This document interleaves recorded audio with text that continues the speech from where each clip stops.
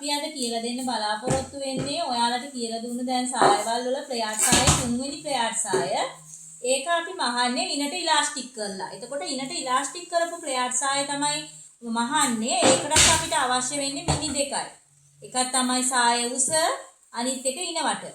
එතකොට ඉස්සලා වගේම ඔයාලා ඉනවට මින්ම තුنين බෙදා ගන්න. අපි කලින් ගණනය කරපු මිමි වලටම මෙව සායත් කොහොමද කරන්න කියලා බලමු. ඒ කියන්නේ සාය උස 22යි ඉනවට 30යි කියලානේ අපි ගත්තේ. එතකොට අපි ඉනවට තුنين බෙදුවාම අපිට ආවේ 10යි. අපි මෙන්න මේ 10න් භාගයක් නැවත එකතු කරන්න ඕනේ. ඒ කියන්නේ 10න් භාගයක් කියන්නේ 5යිනේ. එතකොට 10යි 5යි 15යි 22යි එකට එකතු කරන්න ඕනේ. එතකොට අපිට එනවා 37ක්. ඒ අඟල් 37 වගේ රෙදි කොටස් දෙකක් තමයි අපිට මේකෙන් ගන්න ඕනේ. මේකත් ඒ වගේම ඉස්සල්ලා වගේම මේ තියෙන රෙද්දේ උස අතට ගන්න මින්ම මේ තියෙන රෙද්දේ හැම වෙලාවෙම බලවාටි දෙක දෙපැත්තේ තියෙද්දි මේ තියෙන රෙද්දේ පළල මේ පැත්තෙන් ඔයාලා උස ගන්න රෙද්දේ මේ විදිහට ටේප් එක අරගෙන ඔයාලා රෙද්දේ අඟල් 37 උස ගන්න. උස අරගෙන මේකට මැහුම් වාසි එකතු කරන්න එපා. මොකද අපි ඉනට ඉලාස්ටික් කරනවානේ. ඉනට ඉලාස්ටික් කරනවා අඟලක ඉලාස්ටියක් වගේ දානවනේ. ඒ හින්දා ඒ ප්‍රමාණය අපිට අල්ලන්න පුළුවන් නිසා ඔයාලා මැහුම් වාසි එකතු කරන්නේ නැතුව හරියටම අඟල් 37 ගන්න. මේ වගේ අඟල් 37 රෙදි කොටස් දෙකක්. මේ වගේ රෙදි කොටස් දෙකක් අරගෙන දෙකට නමා ගන්න.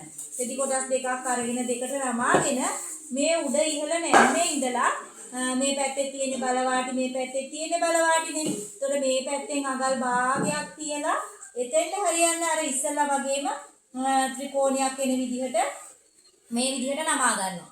ඒ නමා ගත්තට පස්සේ අපි අර වගේම අඟල් 37 අපි මේ රෙදි කොටසේ මාක් කරනවා ටේප් එක මේ විදිහට ඉහළ කෙළවරේ තොගාවින් තියලා වක්‍රාකාරව අඟල් 37 ලකුණු කරන්න. අඟල් 37 ලකුණු කරලා අපි දෙවනියට ඉනවට මින්ම අපි මෙතන ලකුණු කරනවා. අර ඉනවට තුනෙන් බෙදපු අගයයි ඒකෙන් භාගයයි. එතකොට 15යිනේ අපිට ආවේ. ඒ 15 අපි මේකේ වක්‍රාකාරව මෙතනින් ලකුණු කරනවා. අපි දැන් ලකුණු කරලා බලමු මේ විදිහට ටේප් එක හැම වෙලාවම තියලා හරියට ගානට වක්‍රාකාරව ගන්න. මෙතන සාය උස අඟල් 37 ඒකත් වක්‍රාකාරව ගන්න. ඊට පස්සේ අපි මේ විදිහට ටේප් එක තියලා වක්‍රාකාරව අර විදිහටම තමයි අපි කපන්නේ. මේකේ වෙනසක් නැහැ.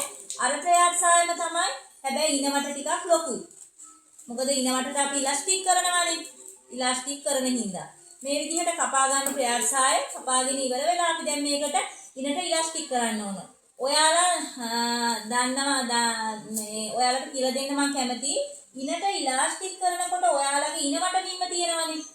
ඔයාලගේ ඉනවට නිම්ම වගේ රෙදි කොටස් දෙකක් කපා ගන්න. අපි කියලා හිතමු ඉනවට 30යි කියලා. එහෙනම් මේ රෙදි කොටසේ දිග එන්න ඕනේ. මේ රෙදි කොටසේ දිග එන්න ඕන අඟල් 60. ඒ කියන්නේ දිග වගේ 30 වගේ දෙගුණයක් දිග රෙදි කෑල්ලක් ගන්න. ඔයාලා අඟලක ඉලාස්ටික් එකක් අල්ලනවා නම් මේක අල්ලන්න මේක මැහිලා එනවා දෙකට නැමිලා අඟලයි අඟල් දෙකයි අඟල් දෙකමාරක රෙද්දේ පළල තියෙන්න ඕනේ.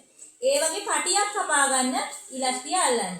එතකොට ඔයාලා ඉලාස්ටිය තීරණය කරන්නේ කියන්නේ ඔයාලගේ ඉන්න 30යි නම් ඔයාලා ගන්න ඉලාස්ටිය කොයි වර්ගයේ කියන්නේ ගොඩාක් ඇදෙන ඉලාස්ටික් තියෙනවා සමහරක් ඒවා ක්වොලිටියෙන් බාලයි සමහරක් ඉලාස්ටික් හයි එක තියෙනවා. හයි එක ගන්නවා නම් ඔයාලා අඟල් 4ක් වගේ අඩු කරාම ඇති.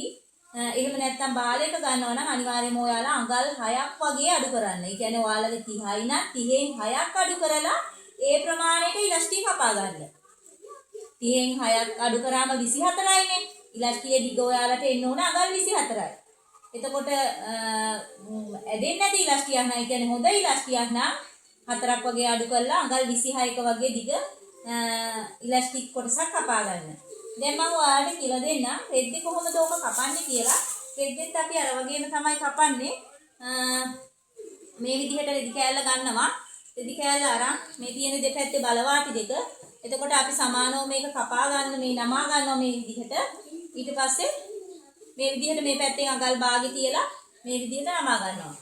මේ විදිහට නමා ගත්තට පස්සේ අපි ටේප් එක තියලා අපි අවශ්‍ය මිමි දෙක, ඒ කියන්නේ සාය උස අපිට ආපු සම්පූර්ණ උස මේ රෙද්ද ඉස්සෙල්ලාම අපි යට කෙළවරේ මාක් කරන්න ඕනේ. මේ තුඩ ගාවින් හරියටම ටේප් එක තියාගෙන වක්‍රාකාරව ලකුණු කරන්න ඕනේ මේ විදිහට.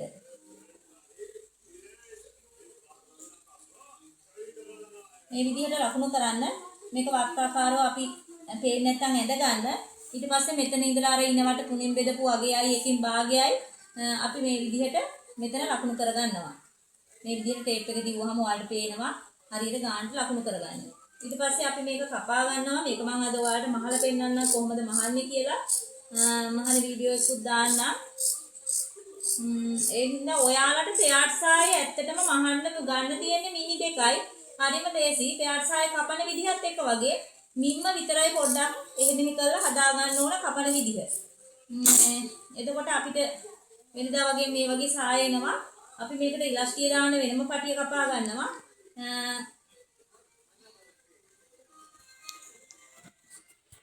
මේ විදියට මේ ඊට පස්සේ මම ඔයාලට ඉලාස්ටිය අල්ලන විදිහ කියලා දෙන්නම්. මේ ඉලාස්ටිය අල්ලන්නේ කොහොමද කියලා. මේ විදිය පටිය කපා ගත්තට පස්සේ මේකට තමයි ඉලාස්ටිය ඇල්ලෙන්නේ. මේකට ඉලාස්ටිය අල්ලලා ඉවර වෙලා තමයි අපි රැලි වුණාට පස්සේ මේකට තියලා ඕලොක් කරගන්න හරි නැත්නම් මහලා නැවත අවුට්ලයින් එකක් ගහගන්න හරි ඕනේ. එතකොට ওই විදිහට තමයි කපන්නේ.